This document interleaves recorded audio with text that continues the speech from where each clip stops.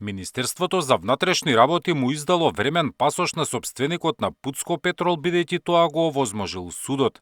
Министерот Тошковски вели издавањето патна исправа за Асмир Јаховски во итна постапка е во согласност со закон. Се почитувала одлуката на судот за издавање пасош со важност од 6 месеци, па МВР за половина ден ја изработило времената патна исправа.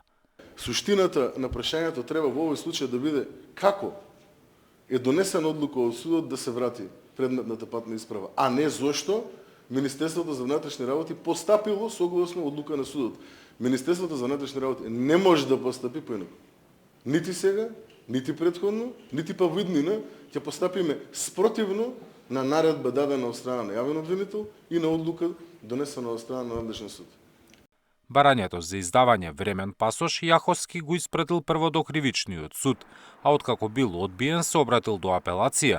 За разгледување на неговата жалба, апелационите судии побарале мислење од обвинителството. Тоа дало зелено светло, бидејќи осомничениот со имоти пари во вредност од над 2 милиони евра гарантирал дека нема да бега. Во четвртокот второстепениот суд одобрил издавање пасош за Јаховски, а веќе следниот ден тој заминал на викенд во Турција на матурска прослава за неговиот син. Вчера влекол на граничниот премин Богородица и заминал во судот за да ја исполни обврската за редовно јавување, која е дел од мерките за обезбедување во текот на истрагата. Во меѓувреме, владеачката партија ги повика надлежните да проверат на кој начин Јаховски добил времен пасош, а побараа и разрешување на судијата кој одобрил издавање на патната исправа.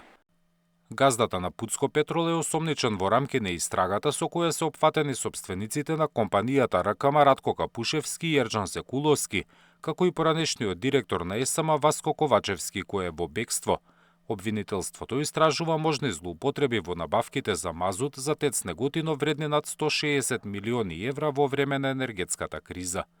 Зоран Јаневски, Сител телевизија.